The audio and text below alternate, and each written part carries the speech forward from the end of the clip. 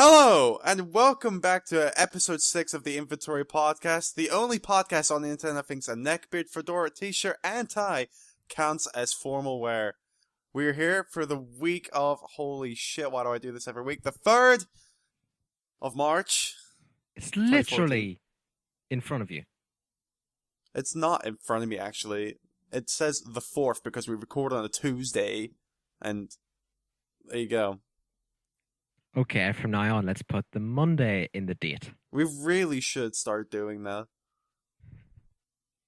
Oh. But Right. that doesn't matter. I believe you've got something to highlight for us before we start. I do. Right.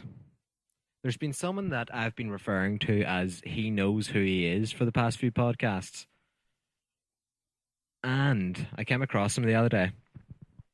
His name is Rojas. Now, I've known Rojas since I was 14. So, 10 About 100 years ago. Yeah, that's an awful long time. Anyway, he has been dying to get a name check on the stupid podcast for as long as we've been doing it, and I have no idea why. So, since he's so desperate to have his name said online, for every time we say his name on this podcast today, I'm setting him the challenge that he has to share the link to this episode on a different forum or Facebook or Twitter or something. And if he successfully does it, I'll let him record the intro for next week. Alright. So you hear that, Rojas? Does that That's count? 2 already. Okay, that counts. Yeah. Alright, well there we go then. So, That's we that. could have an interesting intro next week. We might do. And for anyone who's found this through those links, hi, hello, how you doing? Hi, yeah, hello. Good to see that the links have actually worked. So, hi. Welcome to the worst podcast on the absolute planet. Yep. So, without further ado, let's get started with this. Yeah. So the first topic, kind of going off another news story that we had last week. And so that story is that Rocksteady have been confirmed of making a new Batman game, Batman Arkham Knight, and it's confirmed for next gen PS4, Xbox One, PC in 2014, and for the first time ever, features the Batmobile. You can drive it, apparently. I want to know which Batmobile it'll be. I don't know. I think it's a custom Rocksteady one. Oh. I don't know though. Oh wait, I think no, you get to see it in Arkham Asylum. You see it, yeah. Yeah, so I assume it'll be the same one. It's very Burton-esque one.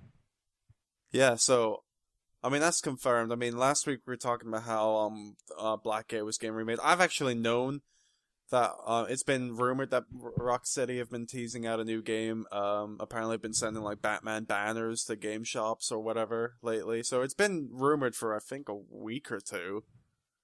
But now it finally got confirmed a few hours ago. Actually, the trailer just came out like a few hours ago from recording this. Oh, there's a trailer. There is a trailer for it. Yeah. Awesome. Go check that out later. Yeah, and so far, I mean, I'm not great with Batman villains, but I know Two-Face is in it. He's the only recognizable one I noticed from it. Because he has two faces. Exactly. I'm sure other Batman fanatics are like, "Oh my god, how did you miss this?" So I don't know Batman. To me, Batman is, the Joker. Because I don't really give a flying fuck about anything else in Batman other than the Joker. You're missing so much. So I've heard. The ventriloquist dude. And the Riddler. Ugh. I love Jim Carrey. But there you go. So that's coming out. I mean, have you played the other two? What, Arkham City and Arkham Asylum? I'm assuming you have, but yeah. Yeah. I just Yeah, haven't what'd you played think of them? Origins. Oh, yeah, Okay. yeah. I mean, I haven't played Origins either, but no, that doesn't count. That's not Rocksteady. Nah, it doesn't. It can go suck a dick. So I actually haven't even. I think I've played the tutorial for Origins, and that's about as far as I've gone. Not from not wanting to play more, but just because it was for work and I never got around to doing it. But I enjoyed the other two. So I yeah, did. they were fucking awesome. I mean, There's- yeah. There's not much to say about the other two besides the fact that if you haven't played them already, you're a dickhead and you should go play them. You really should. Even if you don't like Batman, you should go play him because when I first picked them up, I was never the biggest Batman fan, but they're just great games. Even if you don't like Batman, you need to play them. Yeah, and thanks to those games, Harley Quinn's all sexy and stuff now, so that's an upside.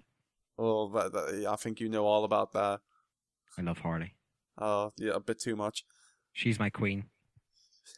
That's all right.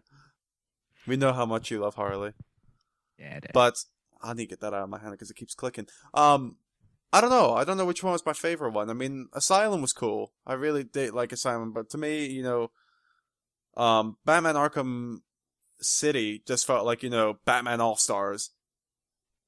Everyone Yeah, from Batman. They had Robin in it for like 30 seconds. And then he disappeared. They made a big deal about the fact that Robin's in it, and then he showed up, said like 2 lines, and then disappeared the entire game. yeah, that was the problem I had with Arkham City. There was a lot of hype about certain people being in it, and they weren't really in it. Yeah, I mean, It was cameos, really. yeah, it really was just cameos. I mean, the problem with these Batman games, I've noticed that they make big deals about characters being in it, but what they really mean is that you can play them in the challenge mode.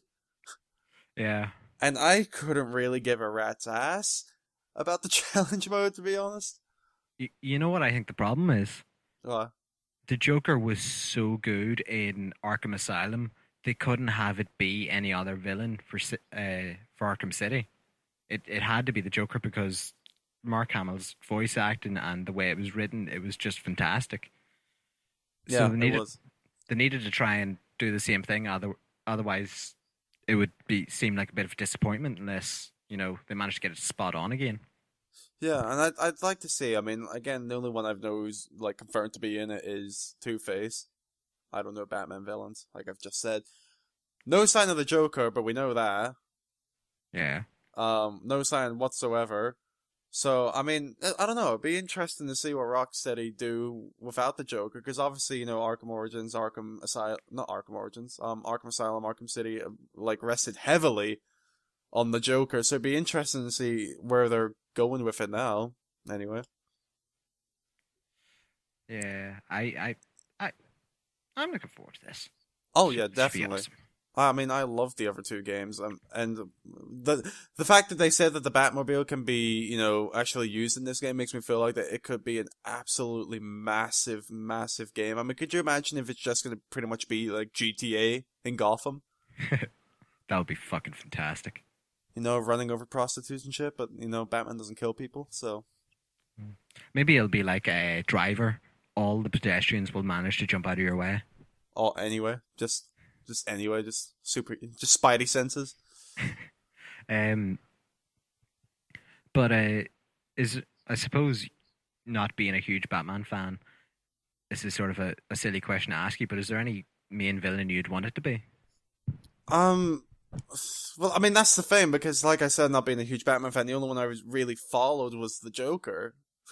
I've always loved the Joker, so I mean I always followed him. But to me, I kind of look forward to this game as a reason to try and like look up to try and find out some of the other villains in Batman. I mean, Scarecrow in Arkham Asylum was pretty awesome. I like that. Yeah, It was kind of disappointing the way nothing really happened with it. It was just like it was nightmare stealth scenes, and that was pretty much it. Like they didn't really go anywhere else with the Scarecrow. So I mean, the Scarecrow is kind of intriguing. Yeah, I mean that's pretty much it. I can't really think of anyone off the top. I'd like to see what they do with Two-Face because even though Two-Face was in Arkham City, I mean you pretty much you kicked his ass in like the first 5 seconds and he never showed up again. yeah. You're definitely right about those scenes in Arkham Asylum with the Scarecrow. I mean, those were amongst the best parts of the game. I fucking love them. But Yeah. Scarecrow has always been one of my favorite Batman villains.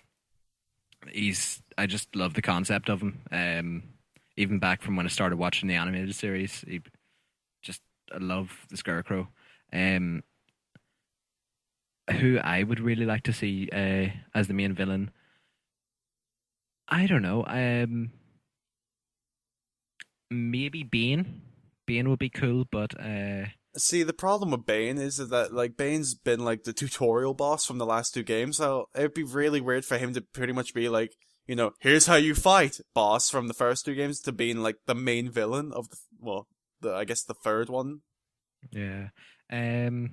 So I suppose maybe, well, if they take an awful lot of inspiration from the movies, Raj Al Ghul would be cool, and have him using the Batman's enemies against him as like a league. You know what I would have liked to see, but I forget what the studio is called. The ones who did Origins, I would have loved to see Deathstroke as well. I don't think it's gonna happen because obviously the fact that he's been in Origin now, but I would have loved to have seen Rocksteady's take on Deathstroke. I just think the whole thing of being an assassin is fascinating, so I would have loved to have seen that happen. Deathstroke would be great. Although, um, actually, no. My drawback there. I was about to say Deathstroke should be too powerful. Because Deathstroke's a fucking beast. Like, I was going to say he would be too powerful for the main villain, but if it's the main villain, you want it to be something kind of terrifying. Or fun, So, like the Joker. or fun like the Joker. Like that would really have to be thing for it to be the main guy. It would really have to be, something terrifying or something entertaining to make it work with. Sadly, again, like I said, I don't think it's gonna be Deathstroke because he was using Origins. The only one I've seen is Two-Face. I would like to see something happen with Scarecrow, but I don't think that's gonna be the main guy. So as of now, I don't really know who the main guy is gonna be, or if they're even gonna have a main guy for this one. It might just be kind of like Arkham City, where it's just kind of everyone. Yeah. I mean, I really don't know. But yeah, I'm excited for it. I'm more excited than I was for Origins anyway. Yeah, I mean, I'm super excited for this. I definitely I'm gonna excuse me. I'm definitely gonna try it out. I'm really want to try it out, and who knows, I might actually play Origins before this just to play them all, and if it works, it works. If it doesn't, well, I'll take a shit on it definitely. But I don't know. I'm really looking forward to Rocksteady's Batman games. I mean, so far, I mean, 2 for 2 have been fantastic. So no reason to Yeah. believe this one's going to be bad. Also, at this point, do games have to be confirmed for being on the next gen consoles? I think so. I think we're still at that point where it would still need to be confirmed for it. Yeah. When do we swap over to them confirming they're going to be on the current gen? I'd say probably another 2 years. Okay, so I'm not going to be out of date until then. Probably. I mean, you look at like the PS3. I mean, they were still making stuff on that for years, but I don't know. I think you'll be fine. I mean, the PS2 anyway. I mean, they were still making games like on that for years. Like, I mean, like Persona was coming out years after the PS3 release was released. God of War was coming out. Yeah, and there Just was random games were being released on the PS2, so I think you'll find you'll more than likely be fine for a yeah, while. And there was and when you do get a PS4, I mean, everything will be cheap in theory. yay! So there I you can get go. used games. Exactly. Or you can be like me, have a gather dust for 3 months, and then buy Infamous, which holy shit, I pre-ordered the other day. Oh my god, Wait, cannot. was this the day you made your new friend? What new friend? Oh, no, no, no, no. It was a few days after that. Oh, that's so cute. You've made Uh, a friend. I did, yes, but no, it was a few days after that, and I completely forgot something. We've been talking about the fact that Infamous and Metal Gear Solid are coming out on the same day. Obviously, being next gen, they're getting a lot of attention. There's one game that completely slipped my mind that's coming out the same day as that. Mm-hmm. The Final Fantasy X HD remake. Oh, It's coming out for, I think, PS3 and Vita, and it features 10 and 10 too, and that's coming out the same day. So, honestly, I'd be more tempted to get that than I would be to get Metal Gear. so you can play HD Blitzball. Oh man, the EA should totally make a Blitzball game. I would cry. I'd love it. I'm sure Well, you would. I would play the shit out of it, or the oh my god, the sport from Harry Potter. Quidditch. Yes, oh my god, yes, I want one of those. That'd be Uh, awesome. Also, you know what Quidditch? Yes. What's the point in anything other than the stitch? I don't know. I don't remember. It's been a long time since I've watched the movies or read the book, so I couldn't tell you what the point is. But I don't know. I'd love to see a game like that because I played the last I think I played what was the movie before the last one? Last two, I guess. Um, Uh, I can't remember off the top of my head. no, I played neither can one I. of the last Harry Potter games, and they had Quidditch in there, but it was more like a racing game. Like there wasn't no real point to it. It was kind of like you follow through these hoops to play it. Like I'd like to play a real raw Quidditch game. You know, you fly into the banister, you get brained to death. I'd love Wait a to. minute, is it just because it's like hockey? I'm not saying yeah. I'm not I'm not. saying no, but I mean, it's a benefit. I realized halfway through saying that I should have said sky hockey. Sky hockey. Sky It's like hockey. air hockey, but without the table. Oh my Whilst we're god. whilst we're talking about movie sports that should have had games made out of them. Well, not so much a sport, but I'm really surprised there hasn't been a Hunger Games video game yet. That's Yeah, there hasn't, has there? that seems like something that could work, I mean, especially there's been on. a Minecraft server for Hunger Games. Yeah, I tried to play that. It kept glitching out of me, but I was playing it on Christmas Day. So, Oh well, there you go. what was I gonna Well, say? Yeah, you're playing Minecraft Hunger Games on Christmas. well, my wee cousin got a iPod. Oh, that's another problem. It was through an iPod Touch. Um, he got it and he wanted to know how to get onto his servers, so I was doing that for him. Right. And Okay. yeah, but yeah, a Hunger Games game would be fucking brilliant online, and I rarely play online games. It'd be interesting. It would be. But How we've gone from Batman to this, I don't know, but it would be interesting. yeah, it would. Um. Yeah. I mean, all in all, we need a Quidditch game. We need a Blitzball game. Batman's gonna be amazing, and Hunger Games. Jennifer Lawrence,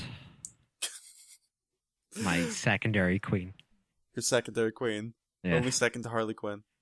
Well, I'm holding out hope that she'll play a Harley Quinn in a movie sometime. So Uh, that would be fantastic. And don't you lie. I don't know. I want to know what's happening with the Batman movies because they said they're not making another Batman movie, but the last one ended on a cliffhanger. Yeah. So I don't really know how that's gonna work. I mean, it's only a Batman trilogy, and they've come out and said we're not doing Batman again, but it ended on a cliffhanger.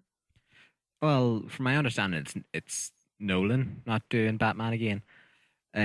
He holds no real rights to the Nolan universe in the movies. He was really more just he was working for the studio, so they still can make movies in that universe of Batman. Mm. But without Nolan writing and directing them, won't be the same. And with Batman vs Superman coming out, to go back to the Nolan verse wouldn't really work too well. I don't think. I don't know. It just seems really weird the way they've kind of like ended it on like, oh, what's gonna happen next? And then it's like we're not doing it anymore. It's like, oh, okay. My name is Earl. That Then my name is Earl. No, my name is Earl. Was bullshit. That was just straight up like, oh, and the baby's dad is. Find out next time. Never happened. but Never happened. you know when you Bullshit. were watching, was that? No, it wouldn't have been. I was about to ask there if that was before you moved over to here. No. No, because when I was watching it on Channel Four, it was the UK premiere and all, and because of the time difference, well, not the time difference, but it was a few months later than the US got it, and at the end of the episode, the guy on Channel Four, like the announcers on Channel Four, are dicks sometimes, and it's Oh like, yeah. well, you'll never find out because that's the last ever episode of My Name Is Earl. That's I, nice. I flipped the shit out. Well, at least they warned you. Yeah. Anyway, we should probably move on. Yeah, moving on. And I've put this story on for my own enjoyment. Because I read this, and the first thing I thought was, what in the holy hell? So, have you heard of fantasy football? Yes, yes, I have. Did you ever play it in school or anything? I I have absolutely no interest in football, so I Or never any did. fantasy sport? No, but in our school there was like, they were part of a big group, and I think it was through all the schools in the country, Yeah. and you would pay whatever at the start of the season to play it, and create your team, and the best one in your school won a prize, and the best one in the country, and all that. Yeah. So I've been around it. Yeah, and I actually did that. I did the fantasy football in school, and now I'm doing fantasy hockey this year. So, for those of you who don't know, because I don't know if like people who are going to listen to my gaming podcast know a lot about sports. Basically, what fantasy sports are is you create your team. With the UK, US sports, I don't think we didn't have to do it in school, but you get a draft, and then you draft your players, and with your players you earn points. And then obviously the person with the most points wins the league for whatever prize is on top of that. So, Dota. Dota 2, the MOBA from Valve, is apparently getting a fantasy league. So instead of where you'd have like, Cristiano Ronaldo for football or, Tom Brady in American football, you can have some Dota 2 pro players scoring you points based on their role in tournaments. Um, my question is, how long until we see a StarCraft version of this, and is there going to be a restriction on how many Koreans you can have in that league? I don't even know, but it's oh my god. I know Dota 2 like pro playing is extremely popular, Yeah. but a fantasy league, like I could not imagine many people being remotely interested in fantasy Dota. I mean, I know I don't really give a fuck because I could not care less about MLG or pro playing. I couldn't give a rat's ass. And I know but that being said, I know a lot of people do watch pro gaming. I mean, Yeah. hell, like they had League of Legends finals in the Staples Center, and I think it's sold out. Yeah. So obviously it's popular, but like I just could not imagine people playing fantasy Dota. My question is, who's actually behind the fantasy league? Is it Valve themselves? I actually don't know off the top of my head. Because I could very well see, if Valve didn't like this, them shutting it down somehow. Yeah, I mean, I don't know who's actually in charge of it. I could try and get it up on my iPad while we talk about that. But I mean, I honestly, I don't get it. I could not imagine a lot of people. Okay, my iPad's about to die, so that's not happening. I just could not imagine a lot of people like wanting to play fantasy Dota. It just to me, like that doesn't seem like something that people would do. I mean, I can understand watching it, but I don't know. Fantasy just seems like such a sport thing that I couldn't imagine Dota getting that kind of a following. It would be. I would like to see how it's going to work. I mean, are they going to? Is this going to be like an all-in one pot thing, or are they going to break up into regions and stuff like that? Because if it is everyone all in one for yourself, you're not going to win shit. If it's, I could, I know what you're saying. You don't know who would take part in this, but let's be honest. With the amount of people that played Twitch plays Pokemon, if that same amount were to enter into this fantasy league for Dota, you're not going to win.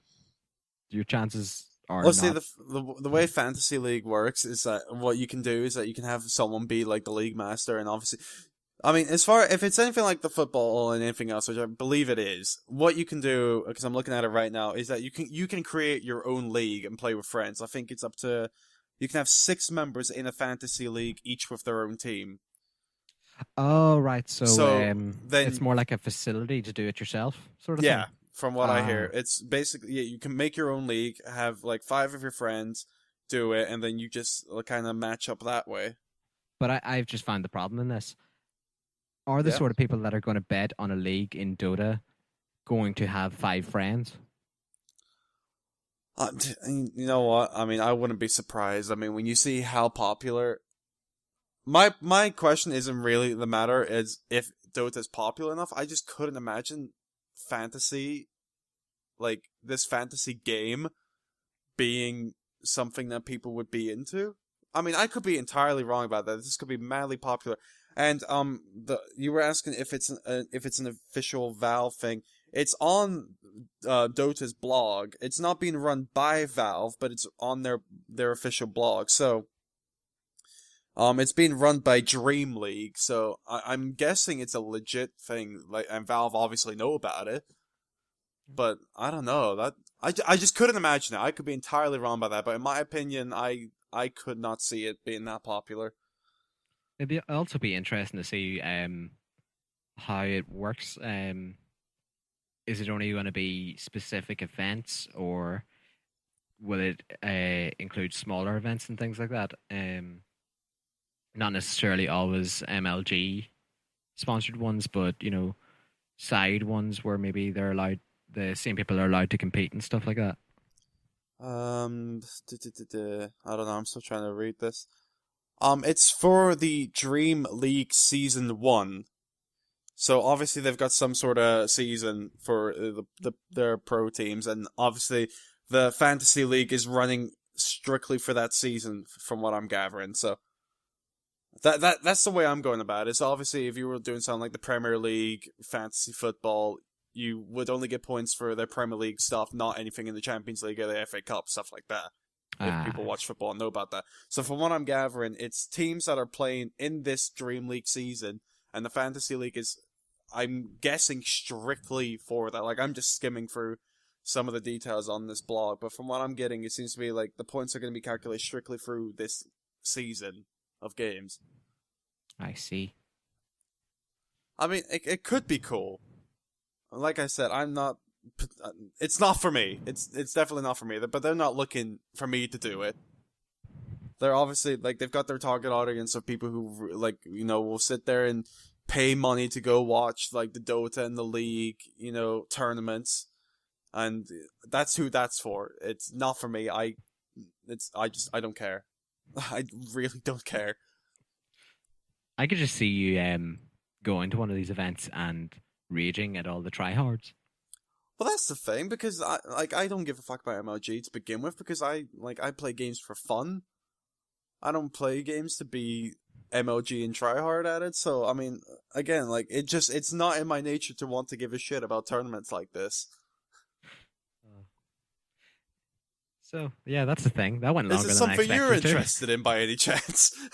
Um, See, that's turning video games into a sport, and I don't like sports, so no, not at all. um, I, the yeah, only sport I'm remotely interested in is wrestling, and it barely counts. hockey. um, Well, yeah, I do like hockey, but not as much as you. no. I mean, I enjoy Dota. I mean, it's not particularly a game I enjoy watching. If it was a game I had to watch, it's more Smite for me. I've mentioned that before. Like, I enjoy watching Smite. Um, I've played Dota a few times. I do really enjoy it, but it's not a game I particularly would sit there and, spend hours watching and trying to say, oh, we should have clicked that like a split second earlier and casted that for 0.2 seconds more. I mean, I don't care, but it's not for me. I mean, if you love watching this, like pro players for Dota, I'm sure you might be excited for this, but I mean, it's just not for me. Oh, you know what I just thought of? I just thought what would be a cool fantasy league. It probably already exists now that I think about it. Have you ever heard of the Jew Tour? Yes, I've heard of it. It's like a touring X Games sort of thing. Yeah. That would be great for a fantasy league. But how would a fantasy league work in something like that? I mean, I'm coming from it like I think fantasy league should be as simple as possible. I mean, if you get a goal, you get points. If you get an assist, you get points. If you like get a clean sheet, you get points. I mean, to me, it makes. I don't get how you would make. How would you do points in something like that? Is what I don't get. Well, you see, the way the Jew Tour works, it's like a league itself. At each stop on the tour, there's the events, and you can either progress up or down the ranks of whatever discipline you're in. So you pick out the guys you want to get behind, and whatever positions they get add up to your points. I don't know. I mean, I don't know how fantasy could work in that. Again, I'm coming from the background of, sports like the NHL, baseball, stuff like that. I that's the way I'm coming from it. So again, I don't know. To me, the thing I'm more surprised about is the fact that this idea has only come about once, as far as I know. This is I mean, I could be completely wrong, but this is the first I've ever heard of some fantasy gaming league. Yeah, to be honest, I really would have thought there'd be a StarCraft or a League of Call of Legends one Duty. by now, or Call of Duty actually. I Yeah, mean, Call of Duty, Battlefield. I mean, that's a bro game for bros who like to play bro league. I mean, I don't know.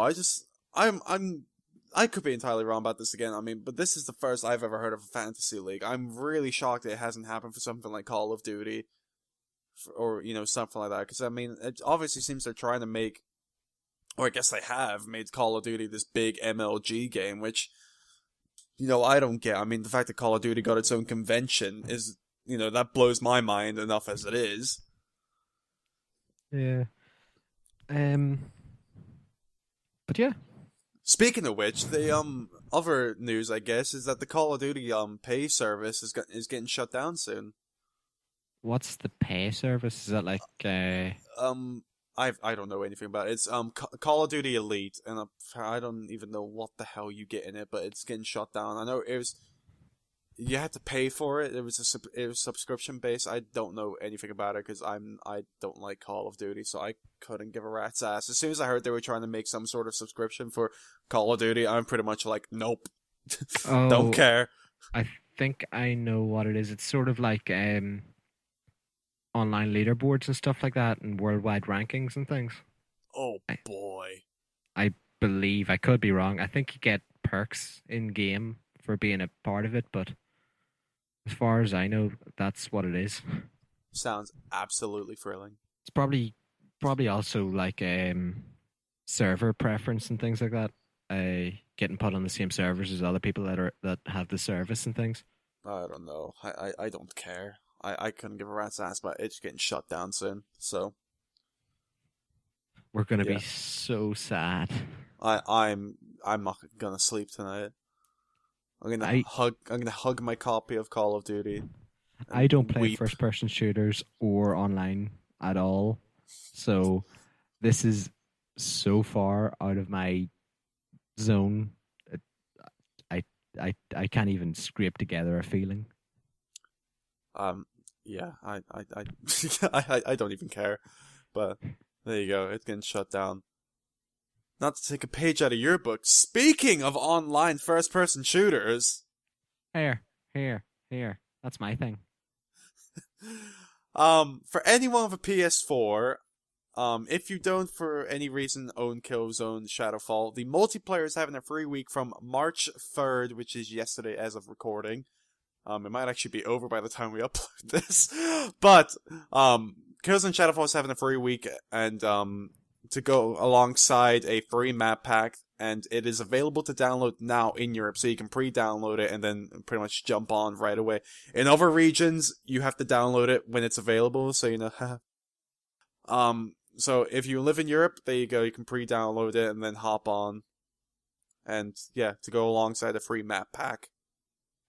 Is this map pack free entirely or just for the week?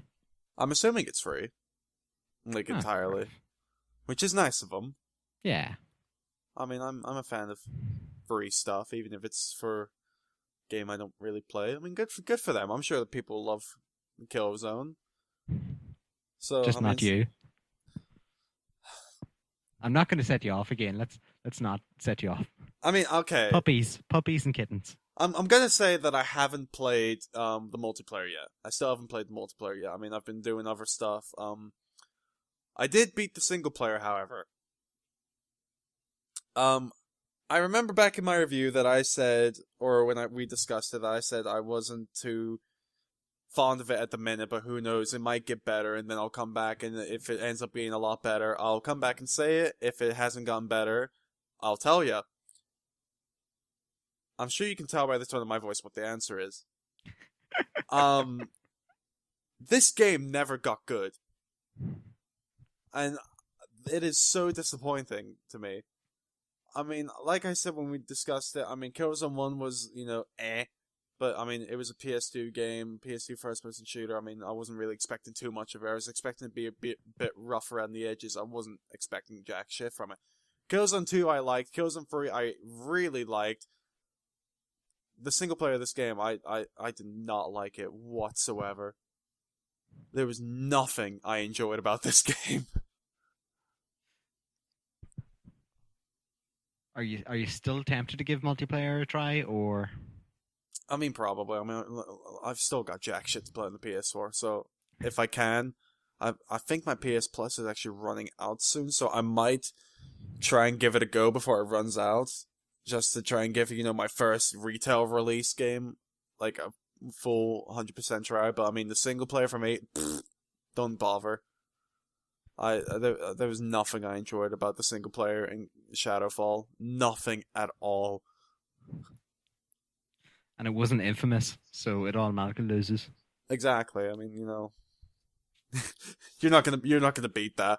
But I mean, single player sucked. Now that it's free weekend, I might hop on and do the multiplayer so I can beat up on all the scrubs who don't know how to play the game. So that might be fun. I don't know, but just a word of warning to you guys: if you do want to get it, if you enjoy the multiplayer, like seriously, just play the multiplayer because the single player is. I hated it. There was nothing I enjoyed about it whatsoever. Oh, I assumed that last time. Now that you've completed it, you've just confirmed it. Well, the thing is that it turns out I was only like 2 chapters away from the end last time, I think. So, I mean, when I said I was hoping it was going to get better, the only thing the last like few chapters of the game did was piss me off even more. So the fact that I didn't like it that much when I played it, when I talked about it, I ended up really not liking it by the time I finished it. You thought you were only about halfway through last time, so it must have come to a very abrupt stop. I'm trying to think now because I've done a few sessions of it, and I'm just trying to remember what chapter I was in when I started because there was 10 chapters in the game, or like 9.5 really, and I don't remember what chapter I was on when we recorded, but I remember I burned through the last 2 chapters like a few days ago, but it's not a long game by any strength of the by any sense of imagination, but I mean it can feel like a long game because it can be a real chore to play it, but. I would suppose that's probably one of the drawbacks to it being a launch title. Probably less time to work on it and stuff. I don't know. I mean, there's just nothing I enjoyed about it whatsoever. To me, like, they could have literally copy and pasted Killzone 3, and I would have been happy with it, because Killzone 3 to me was awesome, but they tried something new, and I've got to say, it really didn't work. Could you imagine if you were the only person in the world that thought that? It wouldn't surprise me. I mean, that seems to happen a lot with me, like when it comes to Metal Gear Solid 3, for instance. Apparently, I'm the only one in the planet that thinks that game sucks, but whatever. Ah. So, yeah, talking about games on the PS4. Oh, for fuck's sake. Don't steal my thing. Okay. Right, so we've got some retailers listing GTA 5 on PS4. Yeah. You put this in, so you expand. What retailers is this? It was a Portuguese retailer. Portuguese. Basically, some Portuguese retail site has put up the fact that GTA 5 is going to be available for PS4. If it's true, it hasn't been confirmed. I mean, the PC version hasn't even been confirmed by Rockstar yet, so for all we know, it could be complete another horseshit. If it's confirmed, I will more than likely rebuy it for PS4 if it's gonna be any different than the PS3 version. But I mean, that's pretty cool.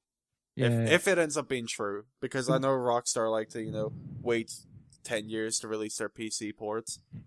It wasn't too long ago though that there was listings for the PC version going up on Amazon France, I believe. Yeah, I think so. So, and we've still no word on that. So it's going to be, I'd reckon maybe until about 2 weeks before they release it that they're going to announce it. I mean, they probably will do it because there was also no mention of them doing GTA 4 on PC, but then it obviously ended up coming out. The only game so far they haven't done, much of the chagrin of many PC gamers, is Red Dead. Yeah. Um, that's one of my weird things about Rockstar. Um, pe- people love fucking modding the GTA games, and you think that would be a market that'd be going towards from release? Yeah, I don't know. I mean, I don't know what takes them so long to do the PC ports, if they've even got it planned. I mean, they could pull a Red Dead on this and decide, no, I can't be bothered. But I mean, a PS4 version would be kind of cool. I mean, I was always hoping it would be on PS4 because of the obvious fact it was getting released so late in the year, Yeah. and then obviously it never ended up happening. You haven't played GTA 5, have you? No, I literally got it this weekend and haven't had a chance to play it. I got it there 2 days ago. Yeah. Yeah, but I've got a bit of a story about GTA 5 though. Okay. Um, you will actually uh was it came out in November again, didn't it? I believe so. Yeah. It was November. Would have been the 5th, no 16th, because we went to Motionless in White in Belfast on the 13th, which was a Friday, Okay. and I stayed at my brother's that night. Right. And he came back up on the Friday night, came back to his house, having just ordered it on Amazon at about 2 o'clock on the Friday. I wake up the morning after the gig. I haven't gone to a different gig afterwards and gotten a bit more drunk than I should have, with a blasting hangover, to come down to the stairs. My brother sitting in front of his PlayStation playing GTA 5 3 days early. Yeah. Bastard and Amazon sent it out within fucking 12 hours. Yeah, Amazon love doing that. I mean, it's been a few times. I got Portal 2 like 4 days early as well.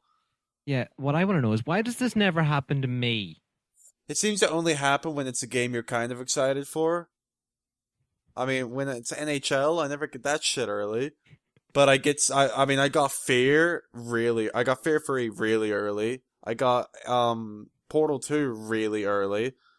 Um, yeah, I mean, I'm Amazon's really good for doing that kind of stuff. I'm really surprised game uh, publishers haven't tried to crack down on this a bit more.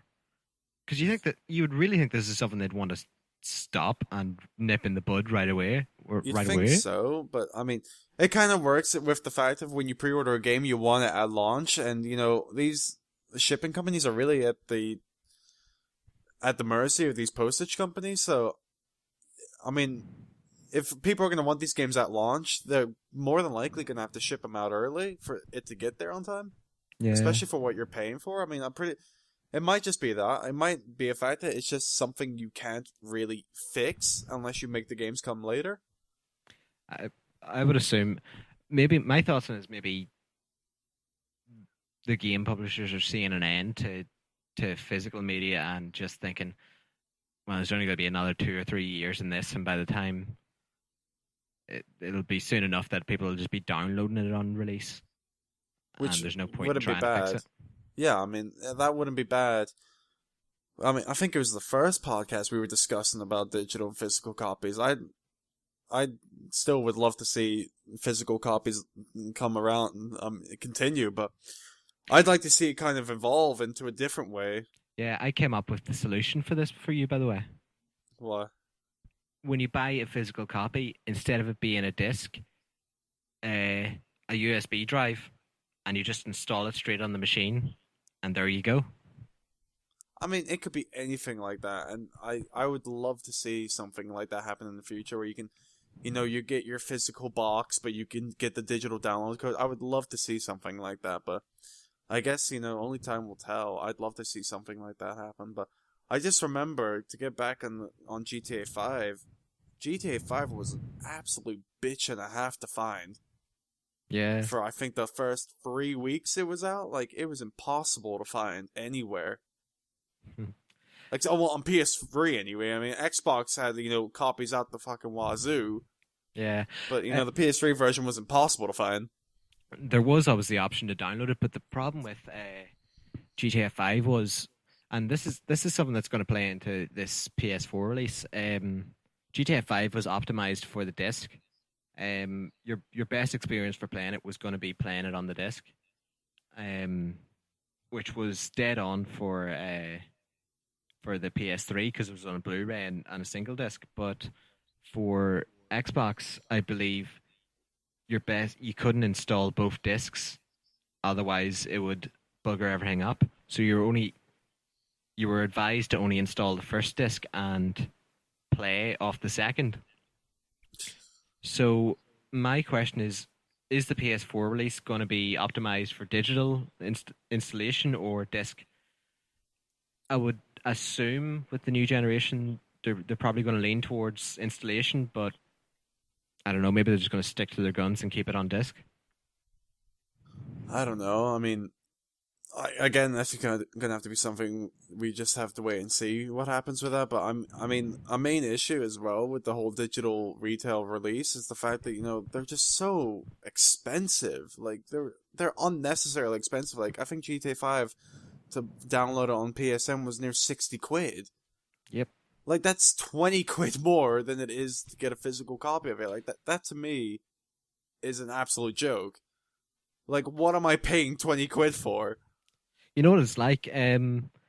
It's like they know you're the only reason you're downloading it at that time is because you can't get the disc, and they're like, "This is the last one in the shop. Pay an extra 20 quid for it, and you can have it."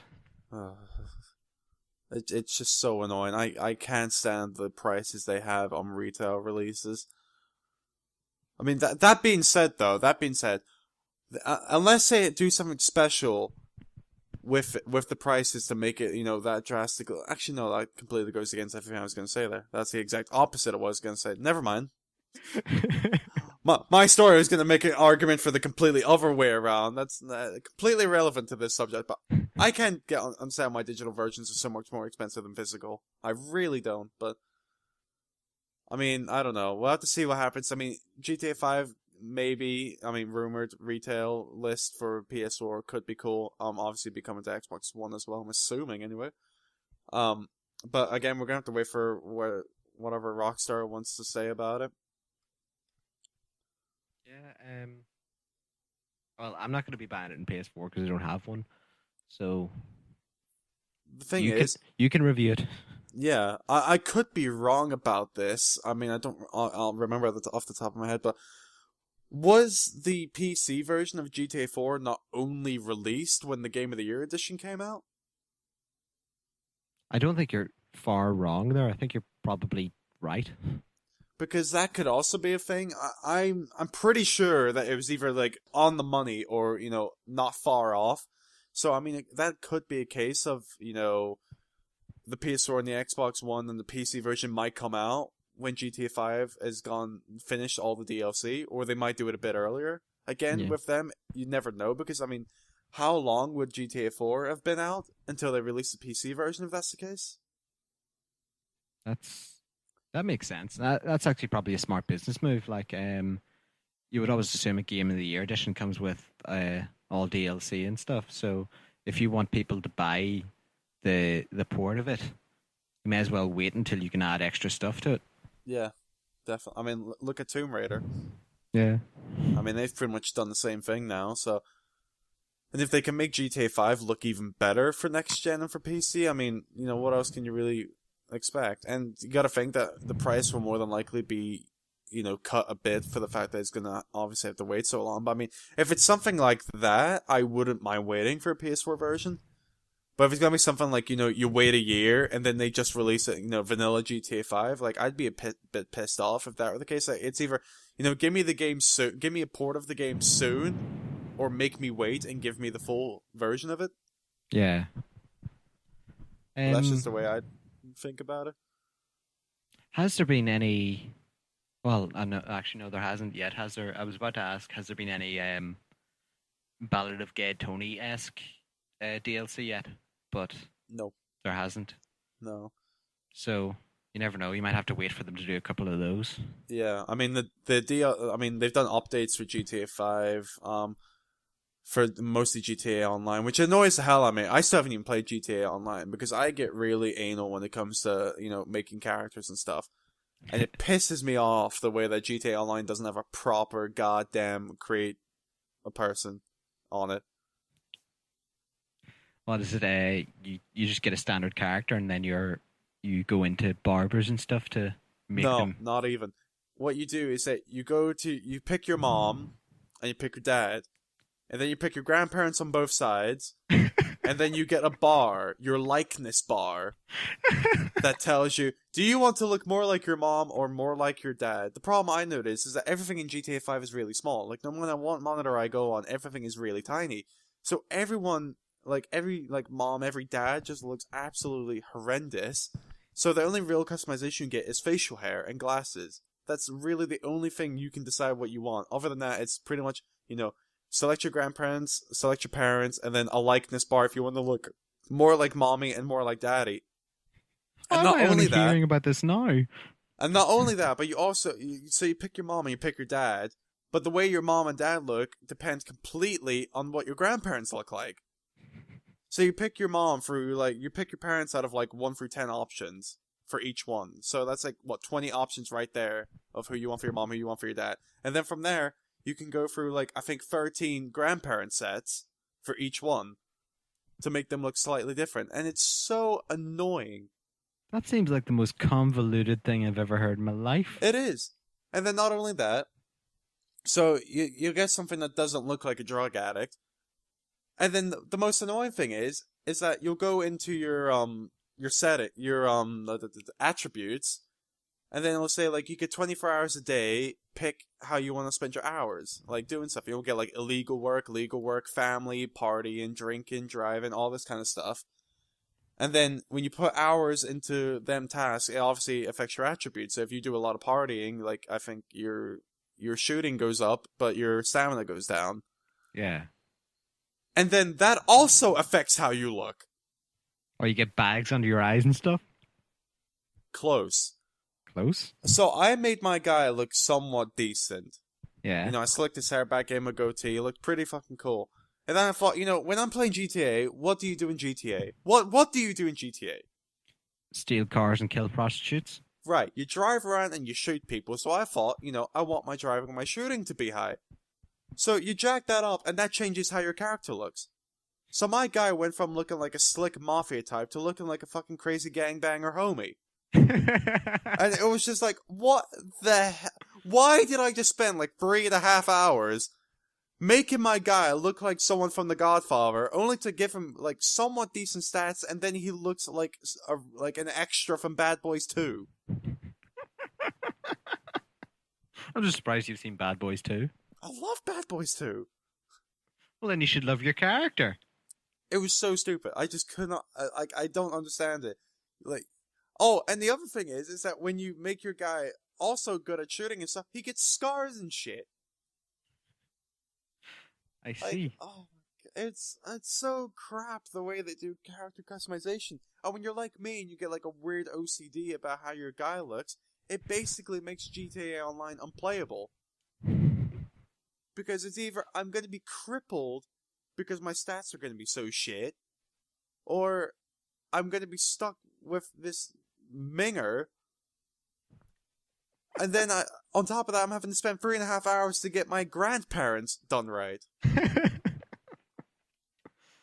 It's I hate the player creator in GTA Online. Oh, it's so bad. So I think it's safe to say that GTA won't be the game that makes me start playing online. I mean, if you want to sit there for 9 hours doing that, I mean, go ahead. I mean, from what I've heard, once you get past that, it's great. I just don't know how you get past it yet. I haven't been to that bit yet.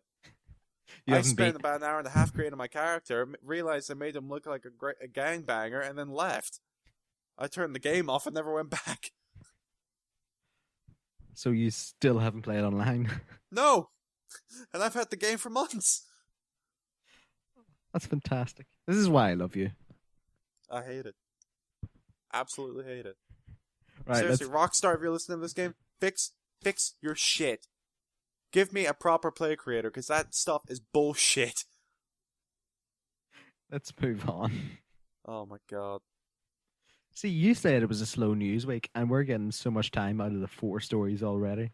Apparently so. But this one will be a short one. So speaking of remakes on the PS4, Dude, seriously, stop that. a BioWare manager has suggested on Twitter that the Mass Effect trilogy could be remastered for PS4 and Xbox One.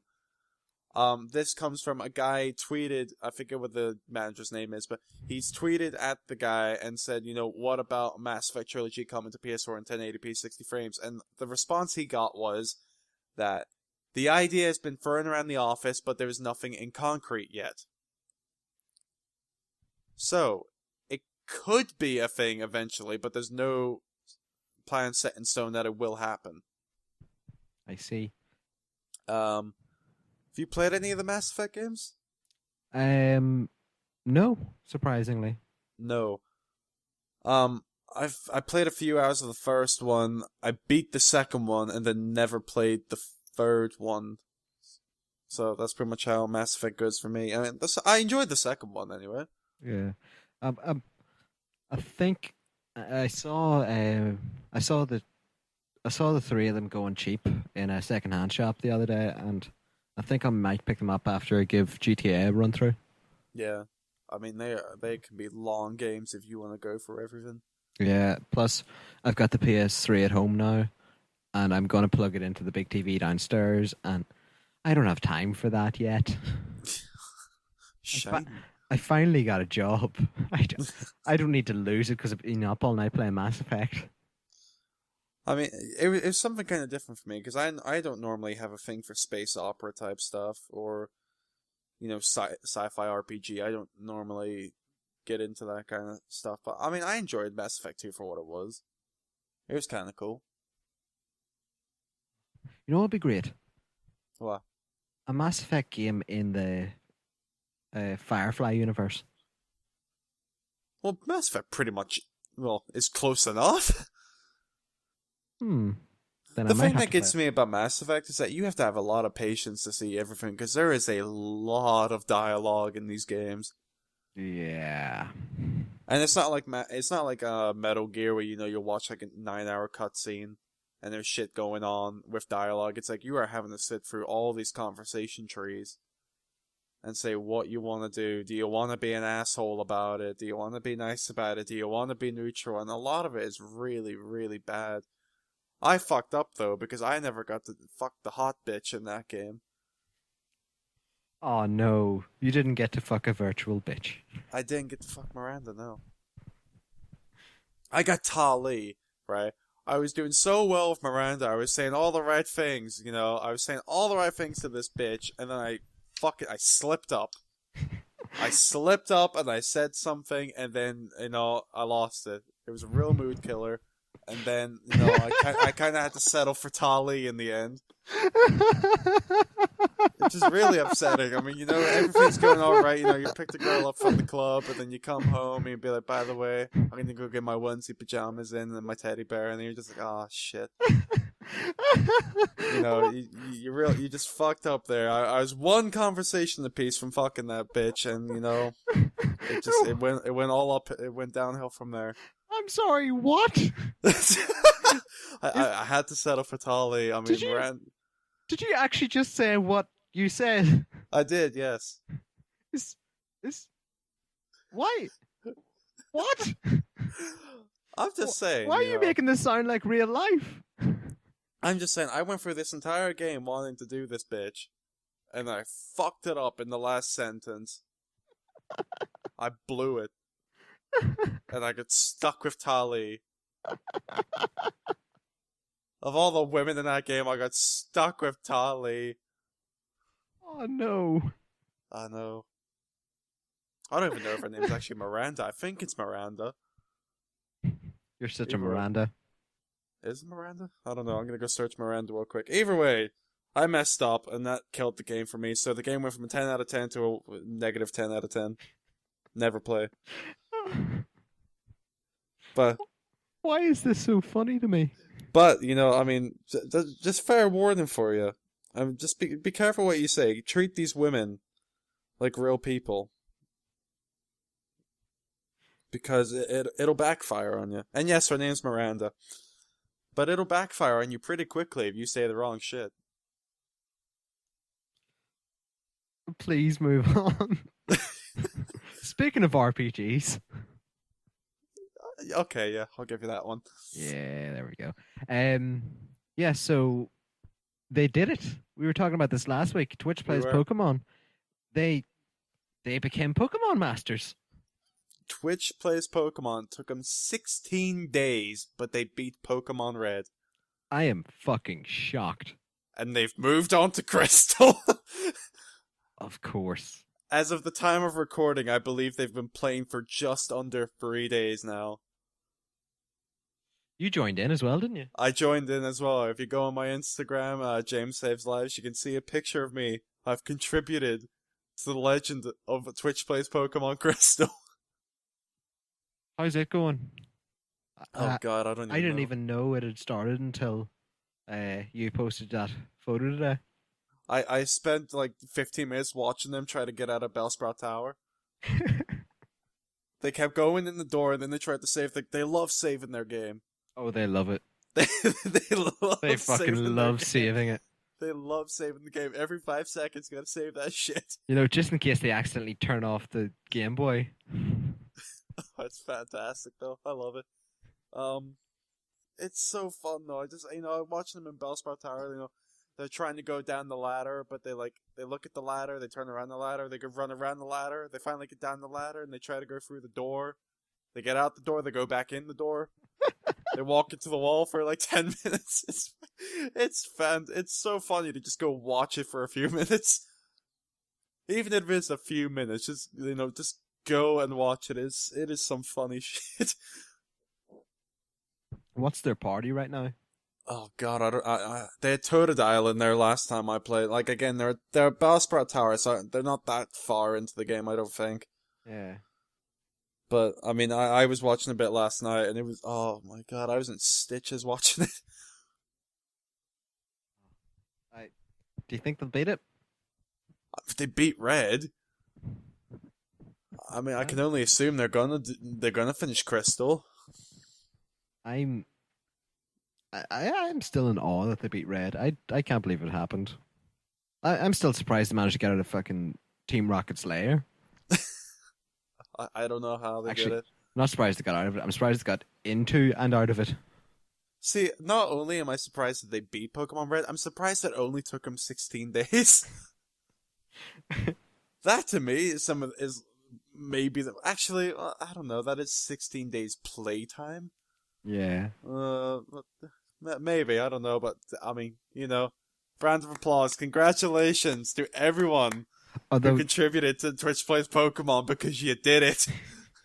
Although for the first week, I think it was complete chaos until the guy who made it brought in the newer control system. Oh my god! Had it stayed the way it was, I don't know. I think they'd still be in Team Rocket Slayer. Oh my god! I don't know the link off the top of my head, but if you're listening to this, go check this out. Just go Google Twitch Plays Pokemon. It'll come straight up on Google. That's how it'll come straight up. Last I checked, I think there was 75,000 people watching it. 75,000 people all doing it, and they get so into it as well. It's an experience. It really is an experience to watch it. Speaking of Pokemon. Speaking of watching Pokemon. Oh, this is fantastic news for me. Pokemon, the first series, the Indigo League, is now on Netflix. Yes. Coming March 1st, which was 3 days ago, the Indigo League season, which aired in 1997 to 1999. If you've ever said Pokemon, you're like, damn, I miss the good old days.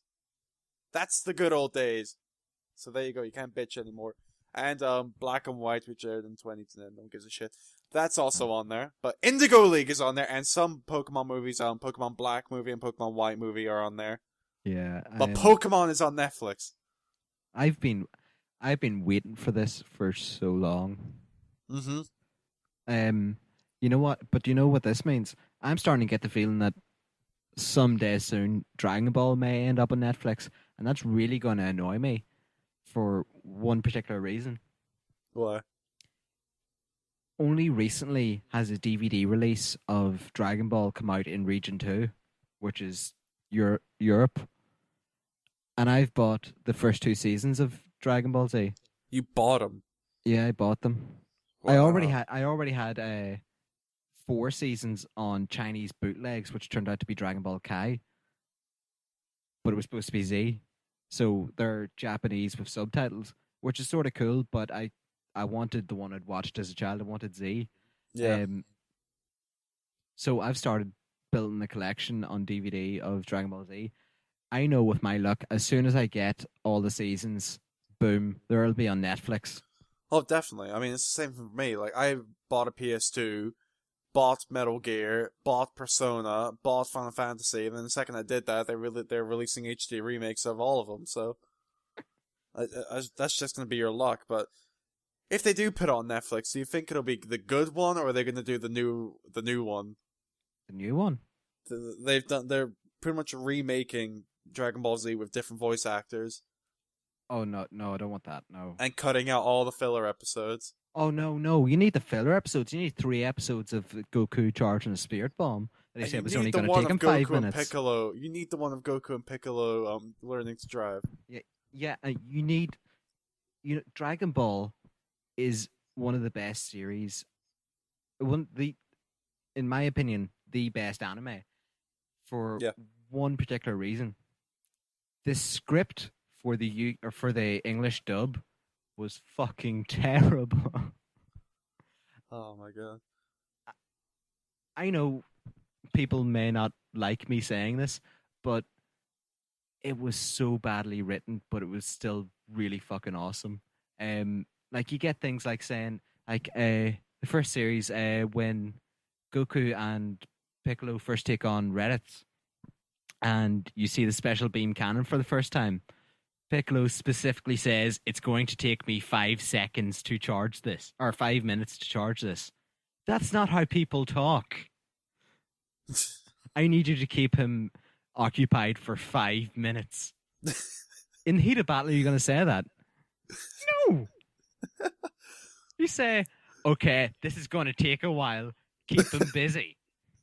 Oh man, 5 minutes. No, specifically 5 minutes. Not a while. Not this may take a few minutes. No, 5 minutes. And it And then happens. Dragon Ball time. That's about 6 episodes. Yeah. And then specifically saying after that, I can only do this one more time. This is not how people talk, but it doesn't take away. If anything, it adds to it because it just makes it so much more childish and brilliant. That's the weird thing about Dragon Ball Z. Despite it being anime, I think most of us can agree anime is usually not targeted towards children.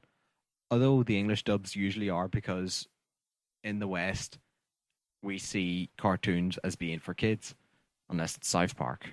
Yeah. But to be honest, I was watching that when I was 8, so Yeah. So what was I going to say? So you end up with these really hokey English dubs where they're saying things like that and really making people out to be really innocent and stuff, and I don't know. That's the charm of Dragon Ball. It is that sort of childish nostalgia. Even if you're watching it for the first time, it feels like something you watched in your childhood. It's just really fun. So I love Dragon Ball. I definitely think it's one of my favorite. Not even just anime, it's one of my favorite shows of all time. But my problem is that sometimes when you do go to rewatch it, sometimes you are just like, get on with it. I've got places to be. I don't want to stay here for 12 episodes watching you like run across the bridge. Like, I don't. oh, Sometimes you want them to like speed shit up, but I don't want them to cut the filler out though. I want the funny shit. I don't want the stuff that's like I'm gonna have to stay here for like a season and a half charging a spirit ball. It's just like, oh, come on. And that's another thing with Dragon Ball. At times, and we all know this, 20 minutes can last 3 episodes. Oh yeah. But at other times, like once Goku's going down Snake Way, 3 months can pass in the space between episodes, and it's not addressed or anything. You don't find out what Gohan has been doing in those three months. You just He's been with Piccolo. He's been with Piccolo, but you don't see him progress and get more efficient or self-sufficient and learning to take care of himself. They did a few episodes of Go Home with Piccolo, and to be honest, they were boring as fuck. Yeah, that's one of the things I forgot going back to watch Dragon Ball. For the first 20 episodes, Gohan is a yappy little cunt. Oh yeah. You just want to kick him. Yeah. Oh, but he does end up being one of the best characters. I still like Vegeta. Oh, you gotta love Vegeta. Vegeta's still my favorite. So evil. So Pokemon. Pokemon's on Twitch, which everyone's been looking for. So, I mean, not really gaming related news, but it's more of a PSA. This is a public service announcement. Pokemon is on Netflix. You can, if you've never had Netflix, just get your month-long free trial and just burn through Pokemon. Yeah, do that. Yeah, do that. Seriously, watch Pokemon. Everyone's been yapping to watch Pokemon on Netflix for years, and now you got it. So, fucking watch it. Yeah, so they'll add the other seasons. Well, yes, or put Dragon Ball on there. I actually don't want that to happen. Oh, but you know what's really annoyed me? The UK Netflix has fuck all anime, but for the longest time it had Elven Lude, which is quite obscure. It's a very dark anime about people with these invisible energy arms and stuff, and it's quite sexualized. And there's the main character is the best way to put this is probably disabled and quite easily taken advantage of and naked through most of it. And It's gone. I loved Elven Lude. There was only one season of it and it's completely gone. Got it. So gutted. I hadn't got the chance to go back. It was there for so long and I kept saying, oh, I'll watch that some other time. I'll watch that tomorrow. I got to the same point that I got to that when it was on TV before it got pulled. So yeah. I'm not happy. I still haven't finished the fucking series. Nice. But what else can you say about Pokemon? Oh, it's there. Yeah. So, I didn't even know this. Yeah, but today is a very important day in the history of the world. It's specifically important for us as well because I think this is probably the most important console we had. March 4th is the birthday of the PlayStation 2. Yes, it is. It is. March 4th, I think 2000, I believe, the year. That's the year that's the day that the PS2 was first released in Japan. And I guess, we can take this time to talk about the PS2. Let's. What else can you say? I mean, we did our random 20 question segment, and I said that, the PS2 was my favorite console ever. I mean, what else can you really say about it? The console was absolutely fantastic. I'd like to think of the PS2 as being possibly one of the most important consoles ever. And that's not just because it was the main runner and it was the breakout of the generation of consoles that it was in. It was sort of the first console to prove again after so many years that gaming can be socially acceptable. Yeah. I mean, you sort of got that with the first PlayStation. It started to become more. You started to get a lot more adult-based games and stuff, and it Leisure Suit was Larry. yeah, it was a lot less for kids. Well, more so for adults and less for kids, really. Yeah. But it was the PS2 that really solidified that. That's when you started getting um proper first person shooters and stuff on console. Yeah, I mean, to me, the PS2 kind of felt like, I guess it's kind of obvious thing to say, but to me, the PS2 kind of felt like the real gateway to the next gen of stuff, Yeah. to the PS3. I mean, at the time, you had the Nintendo 64, which, it was good, but, there's nothing particularly like, wow, holy shit about it. Like, just speaking graphic-wise, especially with it, I mean, the PS2 was just so good for its time, and like how good some of the stuff looked. I mean, you see some of the cutscenes for Final Fantasy 13. I mean, not 13, Jesus. 10. Yeah. And just see some of these other games, like even Metal Gear. Like some of these games look absolutely fantastic for PS2 stuff, and it just felt like it. Without the PS2, I don't know how consoles would be today. Yeah. I mean, without the PS2, um, console or I don't think console gaming would still be a thing anymore. To be honest, I don't know. That'd be a hard. It might not be. at least not in the same way that it is. I would think hypothetically, without the PS2, console gaming would still be sort of aimed towards kids. There'd be no adult market for console gaming. I think it would all be PC based. It very well could be. I mean, I think at the time of the PS2, I mean, you had the Nintendo 64, I believe, or was it the GameCube at the time? Or was it in transition at the time? I don't even remember off the top of my head. I think GameCube was quite a bit later, I think. Right, so you had the GameCube, and the GameCube. The thing with Nintendo is they always feel like they're in a bubble. Yeah. Like, Nintendo always feel like, they're obviously, much respect for Nintendo and everything they've done, but they just feel like they've got their Nintendo bubble, and they're just kind of like ignorant to everything else going around. It's just like, we're gonna do our own thing. We don't really give a shit if it's acceptable. If it's what people want, we'll just do it. People will buy it. People won't. Who gives a shit? We'll do whatever. You had the Dreamcast, and the Dreamcast was quite good, but again, it wasn't there in Yeah. terms of, being the proper, like, wow step up. I mean, obviously there were great games for it. No one's denying that, but it wasn't really that next step up. I guess really the closest thing would have been the original Xbox, but the PS2, I believe, was out before the Xbox, Yeah. and to me, the Xbox wasn't really that wasn't a step up from the PS2 at all.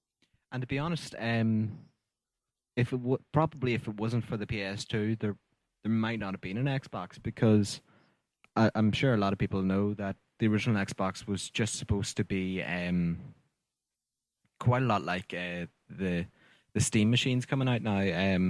It was sort of a show off for the new DirectX that Microsoft were working on, and then they decided to turn it into a home console and not so much a PC based system. The thing about the PS2 though, of course, is it was the most accessible system for its generation. I knew a lot more people with PS2 than I did with an Xbox, and I definitely knew a lot more people with PS2 than a GameCube. Yeah, I mean, it was pretty much like the point of like anyone remotely interested in gaming would go towards the PS2. I mean, obviously, if you loved Halo, you were on the Xbox. If you loved your Mario and your Pokemon and everything like that, obviously you were stuck with Nintendo. But it just seemed like if you were just interested in gaming and wanted to play pretty much everything, you would go on to the PS2.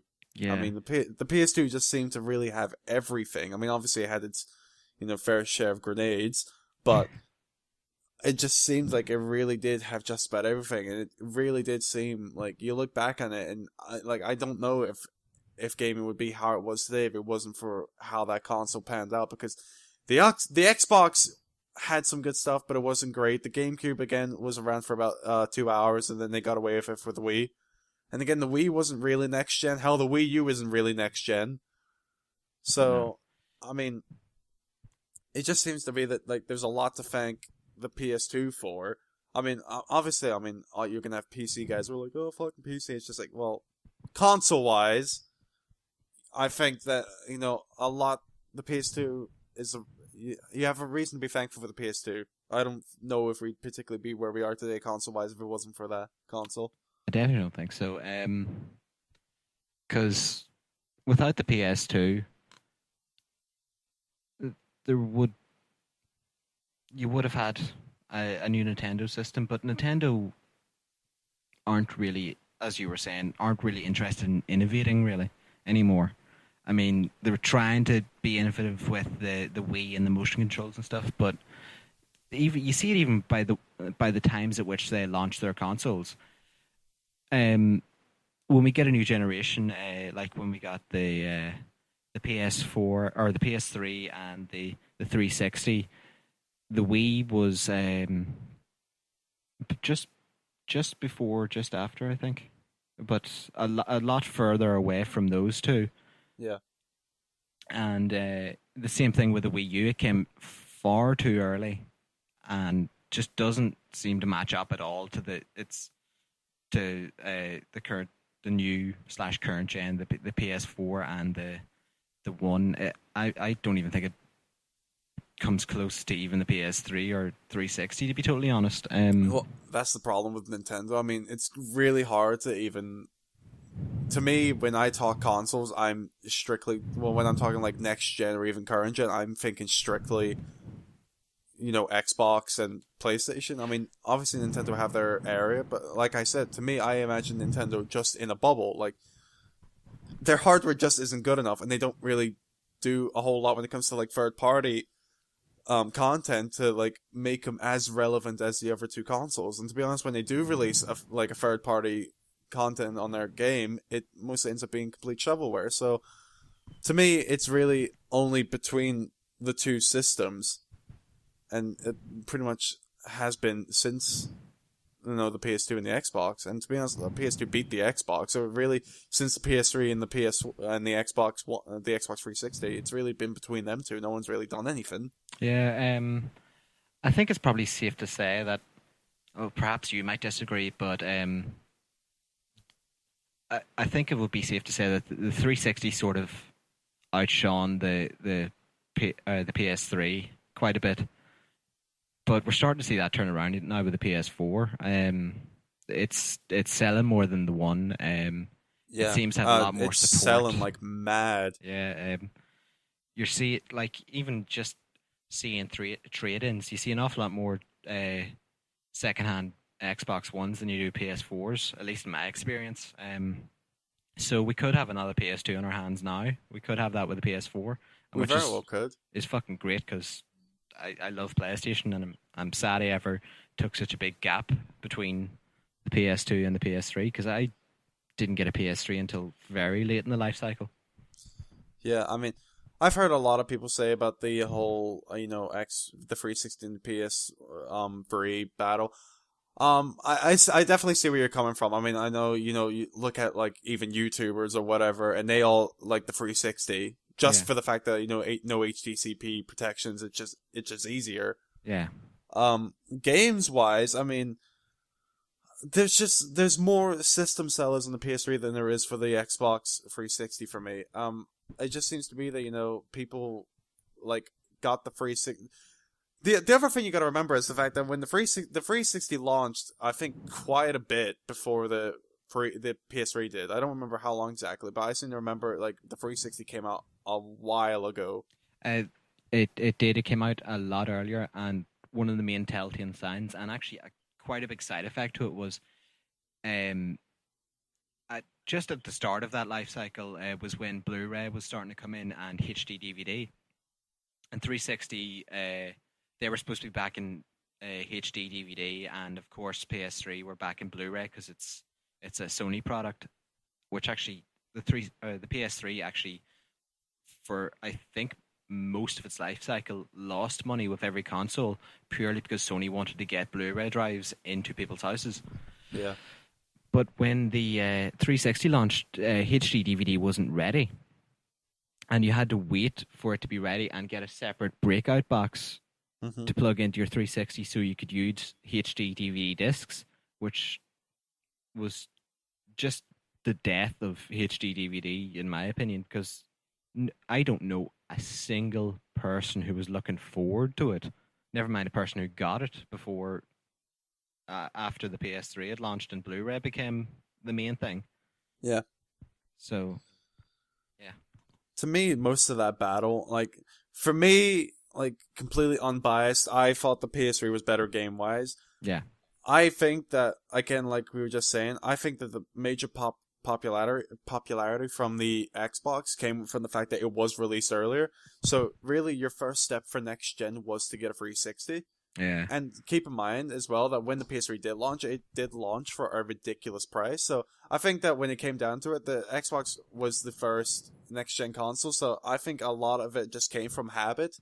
That a lot of people bought the 360 and then they just stuck with it because it was the first thing out at the time. I can't really fault them for that. Yeah. In that way, I could see that the Xbox, probably stay more popular just because of that. But I thought the PS3 was just, I just thought the PS3 was better. Just Not that it didn't have its issues, but yeah. Just as we've somehow branched off into talking about console wars, there's a really interesting thing I've noticed. People seem to target certain systems for certain incompatibilities and stuff. For instance, whenever the one was first announced and we found out it wasn't going to be backwards compatible, and everyone ripped through that, even though the 360 wasn't backwards compatible for most games. I think a few were, but something or certain revisions of the system made it incompatible. But the PS4 isn't backwards compatible either, and you didn't hear anyone being too butthurt about that. see, I never really got that either. I don't know. I never got that. Cause I never heard a real squeak about the fact that people were upset. I don't know if it's because people weren't surprised because of the fact that the PS3 wasn't, and people were just not expecting it. I don't really understand why people didn't really. I think the problem is that at the time that Microsoft did say that whole thing about it not being backwards compatible, was at the same time that they were really, really just making stupid fucking decisions as far as how they were going to do it. And I know a lot of people have come out and said that, like, because obviously they went back and changed, I think, most, if not all of it, and people have come out and said, like, that's how you deal with customers. And to me, that's not how you deal with customers. Sure, they might have went back and revised it because they listened to people. I say that with quotation marks. But to me, it's more of an insult at the fact that they suggested half the shit they did. Like, to me, that's what annoys me more. Never mind the fact that they went back and fixed it. The fact that they went and actually, suggested and strongly felt that much about it, that they were actually going to go through with it. That, to me, is a bigger slap in the face than anything. Actually, the bigger slap in the face was, to me, as they were going back and making these decisions and listening to the audience, they did it so passively aggressively. It just came across like, fine, we'll fix it. You don't have to have the Kinect on constantly. You don't have to be connected to the internet constantly. And fine, you can share the games you worked hard to pay for.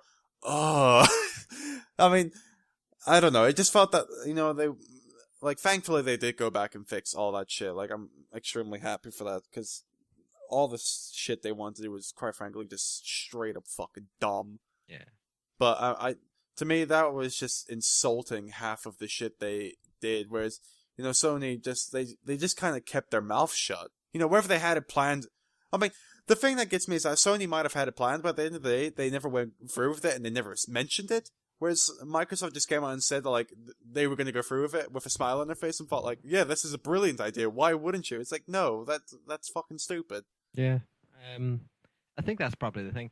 It was highlighted that the one wouldn't be backwards compatible, but it was never actually highlighted that the 360 wouldn't, or not the 360, the PS4.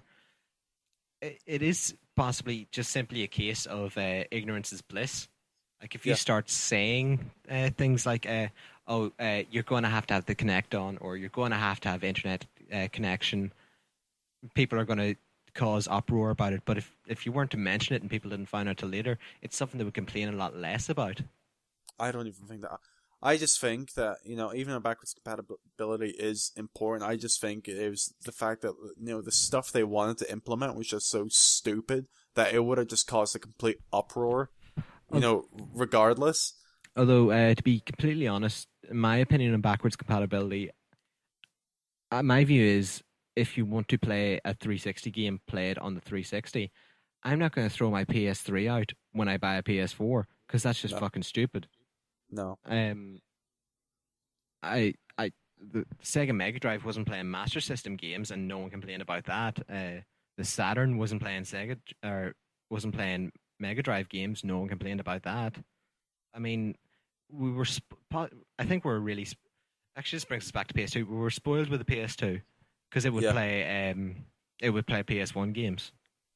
yeah. That's exactly what happened. There, I don't think, to my knowledge, aside from one of the Ataris, there wasn't really backwards compatibility in consoles beforehand. I just think it's become something that like people just they expect it to happen, regardless of the technical limitations or anything. I just think it's become a point that people expect it to happen, regardless of anything. It's really silly, like because if you've got PS3 games, you must have a PS3, so play them on the PS3. It's not that big of a deal. I think maybe what? Oh, I have to get up and change out a cord here. Fuck it. Ex- um, Personally, I don't really give a shit. Obviously, it'd be really convenient if it was backwards compatible, but it's not a thing that I'm really gonna sit there and go ape shit like, oh, it doesn't work. I mean, if it doesn't work, it doesn't work. I had no intention of selling my console anyway, so it doesn't really make a difference to me. Obviously, if it were, it'd be really convenient, but if it doesn't, it doesn't. Tough shit. But one thing I would really like to see is more, not so much backwards compatibility, but support for the previous generation of games on new consoles, so that not. I mean, you get sort of the landmark games on 360. I of course downloaded Final Fantasy VII and Shadow of the Colossus and all, but I think Shadow of the Colossus was the HD edition. I would like to see larger chunks of libraries brought over to current gen and next gen consoles, so I can go back and play the games I never got a chance to play. Yeah, I mean, I think the 360 actually had that for games on demand, where they had older games Yeah, available. I don't remember how big the library was, but I mean, I'd like to see something like that where that you could go and bring old games over, but I'm sure obviously, with the licenses involved in that, all the legal shit that, I mean, it might not be possible. I would like to see older stuff become, more accessible, but at the same time, if I'm not selling my console, I don't really care. I mean, that's really what it comes down to. But to try and get back on topic on how good the PS2 is, it was backwards compatible. it was backwards compatible. Um, I don't know. Any fond memories? List some of your favorite games on the PS2. I don't know. Let's try and Uh, Let's try and get back on the PS2 here. PS2 favorite games. Burnout 3. That's such a strange game to be one of my favorites, but it's one of my all-time favorites. Love the game. Of course, the game we've talked about almost constantly in the past few podcasts, Thug, Tony Hawk's Underground. Yeah. What else? Fuck. Oh, the Mortal Kombat games on the PS2 were fantastic. You had Deception, Armageddon, and Deadly Alliance. All Okay. brilliant. Fantastic games. Possibly the only time I've really. Oh wait, I'm starting to think now. No, it wasn't the first time they'd gone to sort of a 3D format, but they really did it right with Deception and Armageddon. Deadly Alliance was a bit hit and miss. There was a lot of features in that I didn't like when you used your weapon and put it through someone, it would stay there and they would constantly lose their health. It sort of felt a bit cheap because you could do it at the start and then just sort of wait out the clock and stuff. But other favorite games, let me think. Oh, the GTA's in the PS2. They were, Oh yeah. I mean, fucking hell. That's what really brought GTA to the masses. Oh yeah, GTA 3 by far. The first two GTA games are brilliant when you go back and play them, but it, now it's a completely different series, and without the PS2, that wouldn't be a thing. GTA 3 was amazing. I played it far too young. I think I played it when I was 11. Oh yeah, I played far too young as well. And then to go on and play Vice City, which is one of the best games I've ever played in my life. It's fantastic. The soundtrack, the environment, the world, everything. Yeah. Sort of disappointed with San Andreas. I went through fucking 3 discs of San Andreas. My PlayStation got bumped over and it got laser scratch, was unplayable. Got another copy. I don't know what happened to it, but it got scratched as well. And I'm now on my 3rd copy. It's sitting on the shelf currently. Other landmark games from the PS2. I don't know. Fuck. Jak and Daxter. Fucking hell, the first game I had in the console. I never played it. You never played Jak and Daxter? I thought that was right up your alley. I have the trilogy on PS4, and I'm really looking to play it. I just, I haven't got around to playing it. I mean, that was the thing I ran into with a lot of them platformers. Like, I missed Ratchet and Clank, I missed Sly Cooper, I missed Jak and Daxter, but I've got all the collections on PS3. Like, I've beat all of the Sly Cooper games. Unfortunately, that really went downhill. Yeah. Ratchet and Clank, I think I've beat the first 2, and I've enjoyed the hell out of them. And then Jak and Daxter, I just haven't got around to playing it yet, so I'm really looking forward to playing that. Jak and Daxter was fantastic. It was the first game I played on my own PS2. I'd played GTA beforehand at friends' houses and stuff, and I think I'd played some of the wrestling games. It was still SmackDown at that time. Yep. And then when I finally got my console, I got whatever, I think it must have been Here Comes the Pain and Jak and Daxter, and just spent about 3 weeks playing PlayStation constantly. Also, strange enough, the first time I started properly using a memory card. Yeah. Because beforehand, with the PS1, of course, there was the memory card, but yeah, at my age and coming from what I'd played before that I was on the Mega Drive, and there was no such thing as saving the game. And so I was like, memory card? What is this? Yeah. Which is why I spent 6 hours playing Crash Bandicoot 3, only to have my sister walk into the room and hit reset and lose everything I'd done. Is she still alive to this day? I let her live. I let her live. So generous. But yeah, that was sort of my first experience with the PS2, and I definitely the reason I'm still a gamer now. Yeah, I'm definitely how I am today thanks to that console. So I guess some of my favorite stuff on the PS2, which I've mentioned a few times. SOCOM 2. My first real time going online, I think in any game ever, was SOCOM 2, and I had a blast on it. I thought it was an absolutely fantastic game. The single player I thought was like some of the best, military game I think I've ever played is SOCOM 2. I mean, there's not really any complaint I've ever had about that game. I absolutely loved it, and I'd love to go back and replay it. Like you said, I mean, the GTA games, GTA 3 was great. I loved Vice City. I don't think I'd be the person I am today if it wasn't for Vice City. The music, fantastic. The environment is one of the first games you played where you felt like you were actually part of a living, breathing environment. Yeah, I actually know another person whose entire personality is crafted out of Vice City. That would be Rojas. So there's 3 times. Rojas. Yeah. Oh, 4 times. 4 times he's been mentioned now. And like you said, San Andreas, I mean, I didn't like San Andreas, but I played it, I beat it, but I mean, I didn't like San Andreas. I thought it was really... I thought it was boring, to be honest. I thought it was really fucking boring. Yeah. It was actually one of the first games where it felt very hyped for me anyway. I'm sure there was a lot of games beforehand, but at the age I was, it was one of the first games where I was waiting for months and months to play. Yeah. I mean, it kind of sprung up on me because I was too busy playing Vice City. Um, so yeah, I mean, I had all that. Like I mentioned, I kind of missed all the platformers that I've kind of had to go back and play. So I think SOCOM 2 for me, GTA Vice City, oh for God's sake, the Metal Gear Solid games.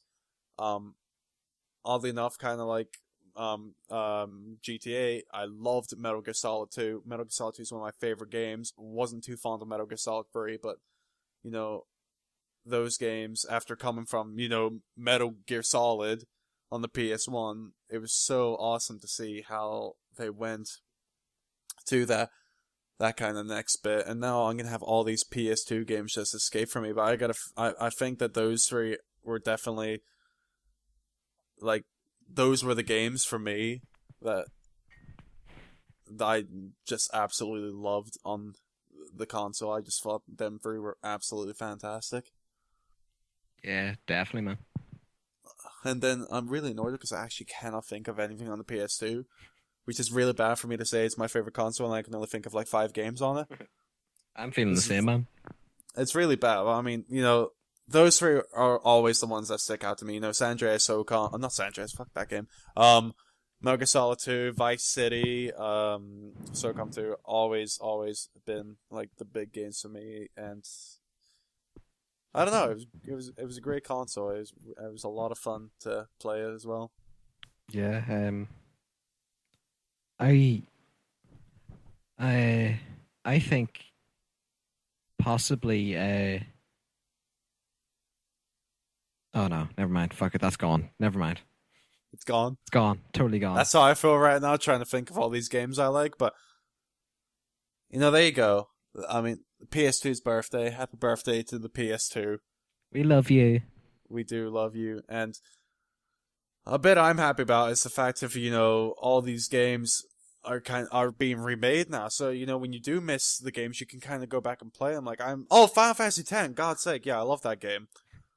Um, but I'm super excited to see like all these games getting remade for the next gen consoles or the current gen consoles, I guess. To go back and play all these games I'd never played before, like I said, Jack and Daxter, Sly, Ratchet and Clank. So it's really good, and obviously I think they've made about 20 different collections at this point for God of War. Not that I really give a shit because I don't like God of War, but I mean it's still cool, Yeah. and to see stuff like Devil May Cry being moved over. It's awesome for someone like me who even though I did play a lot of games on the PS2, obviously I missed a lot of stuff, so it's really nice seeing them move all these games over and showing like how much of an impact these games actually had. That people like with this point we are now 2 consoles after the PS2 and people are still clamoring for these games to be made again. Yeah.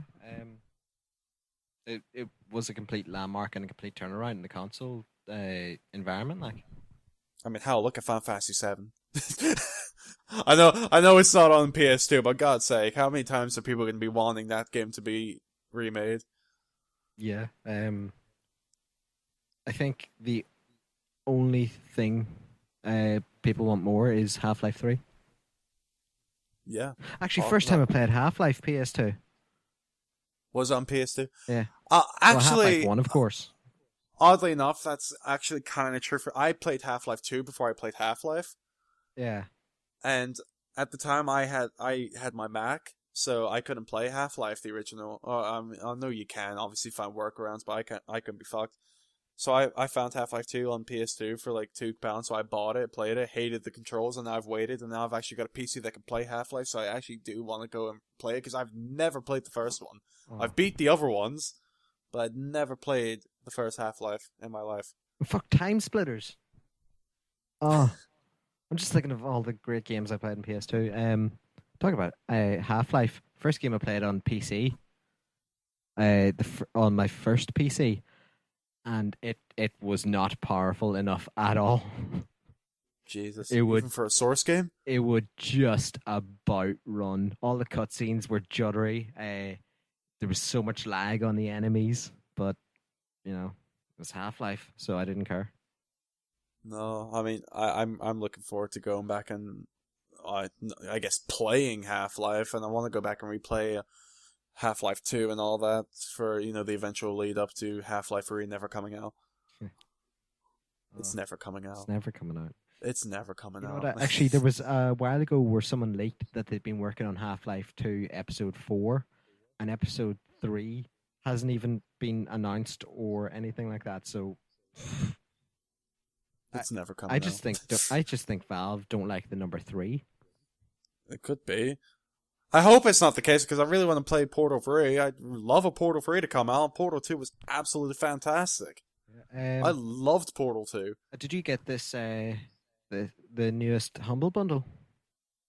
No. You've got a few hours to get it if you wanna. There's apparently a great platform puzzler on it. Very much in the vein of Portal. I haven't got a chance to download it or look into it much. I was just reading the blurbs after I had bought it on Sunday night. It seems really interesting, really fun. I'm trying to remember the name now. Give me a wee second. I just know they had like all the agricultural, all the simulators on there as well. I got Fez again. I think this is the third time I've got Fez. They just seem to be throwing that fucking game anywhere now. Just someone take it, please. Oh wait, please, someone take this game. No, the newest that bundle is gone. Oh well, there you go. It doesn't matter then. They're on the new they're on the mobile bundle 4. Oh, beautiful. Which is no use for me with a fucking Windows phone. It was no use for me because I ran an iPhone. You've got an iPhone? I did, yeah. I bought it off my sister. What happened to you had a Galaxy? What happened to that? It was a piece of shit. Was it? Yeah, that phone was fucking garbage. Fair enough. So I think it's time we wrapped up because we've gone on and on. We really have. This is actually possibly the longest one we've done so far. It really could be, but when you've got something to talk about like Batman and Pokemon and the PS2's birthday, we should have done a 14-year-long podcast in honor of it. See, the thing is, right, is that I'm struggling to think of games off the top of my head other than the big few that I've already mentioned on the PS2. Even though it's a fantastic console, I cannot think of a damn thing on it other than the ones I've already said. Yeah, I'm drawing blanks. I'm looking at my shelf here and I'm regretting ever trading in a PS2 game. See, you're lucky because I don't have any PS2 games anymore. Yeah, well, they're all like tucked away somewhere. I sold most of them, and then I've got like 5 or 6 in my wardrobe. Yeah, that's the problem. Aside from either the games that I really, really, really loved, or the games that I hadn't traded in by the time my brother got a 360, most of my PS2 collection is gone, which is sad. Really sad. I've still got iToy for some reason. I don't know why. I don't even know if I've still got the camera. Yeah, you know what also was a good game? The Persona series on the PS2 was quite good. I never got a chance to play Persona 3. I heard nothing but good things about it. I played a few hours of Persona 4, and I thought it was absolutely fantastic. And then that was another one of those things. I bought Persona 4 and then heard they were remaking it on the Vita. So I thought, I'll not play this for now and I'll replay it on the Vita. But I don't think I'm getting a Vita anytime soon. I'm gonna wait. I might just go and play it. I'm gonna wait until it's been hacked a bit more and I can put emulators on it a bit easier. But I mean, that's really the only thing is that I'd love to go and play Persona, but with it on the Vita, I just feel like I'd want to play the the most complete version. But if I'm not getting a Vita anytime soon, I might just say fuck it and break out the PS2. Yeah, fuck it. Yeah, really, why not? Probably get it. Happy birthday. You get a disc cheap somewhere. Yeah, I mean, I've got the game with me. Oh, have you? Yeah, I actually bought a physical copy of the game. I don't have the PS2 with me at the minute. Ah, right, fair enough. I've got the soundtrack right in front of me. See, I bet now you wish the PS4 was backwards compatible. Yeah, I really do. You go back and play like old games on the PS2 and you just feel so alone. Like you just want to play that PS button and go on the X and B just to see what's there. Just want to see what's going on, but you can't do that on the old console, so you feel so alone. But anyway, let's wrap this up. Oh, I didn't write an outro. No, you didn't. I forgot to write an outro. You've got like 5 seconds to write an outro. I'm not going to write one, so I'll come up with one off the top of my head. Right, go on. You do your spiel, and then I'll come up with the outro. Right.